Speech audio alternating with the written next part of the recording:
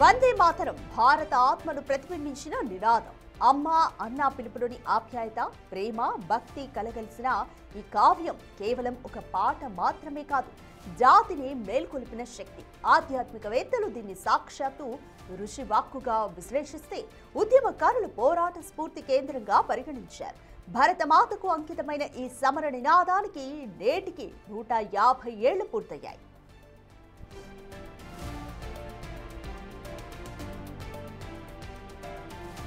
బెంగాల్లో deputy magistrate గా ఉన్న బంకిం చంద్ర చటోపాధ్యాయ జీవితంలో ఒక సంఘటనే వందే మాతర గీతానికి పునాది వేసింది. ఓ రోజు రథంలో ప్రయాణిస్తుండగా British lieutenant colonel డఫిన్ Bankim Chandra చటోపాధ్యాయను అవమానించాడు. Bankim చంద్రపై చేయి చేసుకున్న ఆ బ్రిటిష్ అధికారిపై ఆయన క్రిమినల్ కేసు వేశారు.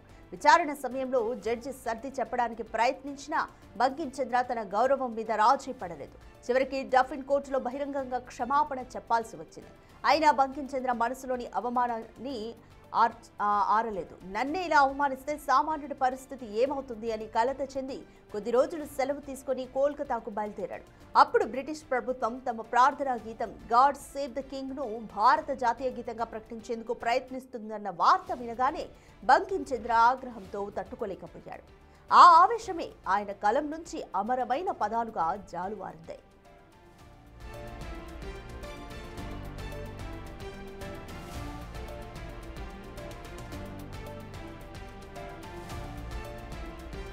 వందే మాతరం సుజలాం సుఫలాం మలేజ శీతలాం సస్య శ్యామలాం మాతరం. ఈ రెండు పదాలే ఆయన 1875 నవంబర్ 7న రాసిన మొదటి రూపం. బెంగాల్లో అప్పటికే ఆధునిక సాహితీ సామ్రాట్గా పేరు తెచ్చుకున్న బంకిం చంద్ర దుర్గేశ నందిని, అనుశీలన మిత్ర వంటి నవలలతో కీర్తి గడించారు. కానీ వందే మాతరం గీతం పండితులకు పెద్దగా నచ్చలేదు. సంస్కృతం, బెంగాలీ భాషల కలగాపులగం కారణంగా విమర్శలు వెల్లువెత్తాయి. దీంతో కోపంతో బంకిం చంద్ర మీకు నచ్చకపోతే విసిరిపారండి అంటూ ఆయన నిర్లిప్తంగా స్పందించాడు. తన జీవిత కాలంలో ఈ పాట ప్రజల్లోకి పెద్దగా చేరలేదు. తర్వాత ఆయన ఆనంద మఠ్ నవలలో దాన్ని ప్రార్థనా గీతంగా చేర్చాడు.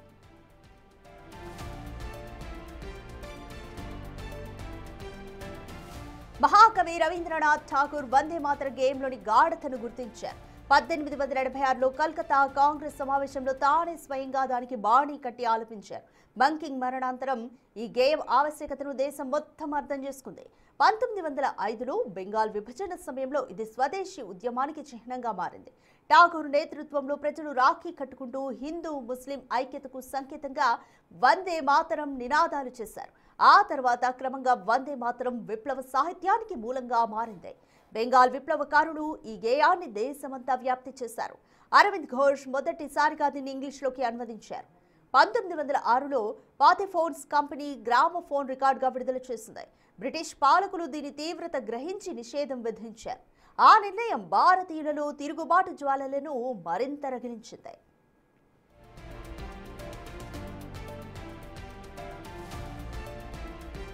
1908లో ఉరిశిక్షకు గురైన ఖుదీరామ్ బోస్ చివరి నిమిషంలో వందే మాతరం అంటూ చిరునవ్వుతో ఉరికొయ్య వైపు నడిచాడు.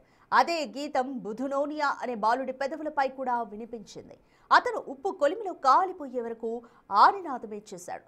మాతంగి హజ్రా కాల్పుల మధ్య ప్రాణాలు విడిచే క్షణంలో కూడా ఇదే నినాదం పలికింది. తెలంగాణలోనూ 1938లో ఉస్మానియా విశ్వవిద్యాలయ విద్యార్థులు వందే మాతరాన్ని పాడడంతో ఉద్యమం మొదలైంది. దీంతో నిజాం పాలన వణికిపోయింది. బహిష్కరణలు, నిరసనలు కొనసాగాయి. ఆ విద్యార్థుల్లో తరువాత భారత ప్రధాని అయిన పివి నరసింహారావు కూడా ఉన్నారు.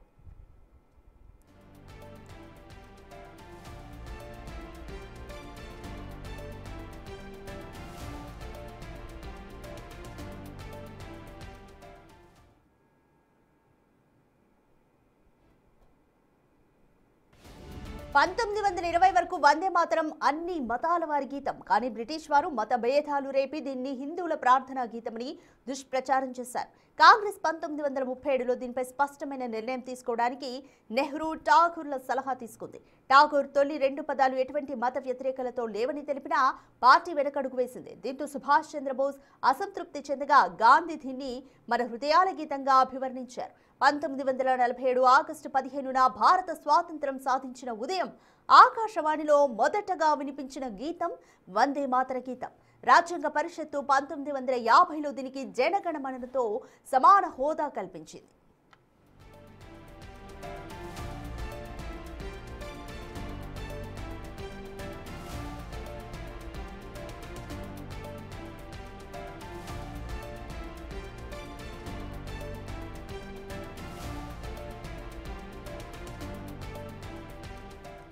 1947లో పార్లమెంటులో ఓం ప్రకాష్ వందే మాతరాన్ని అచ్చమైన గాత్రంతో ఆలపించాడు.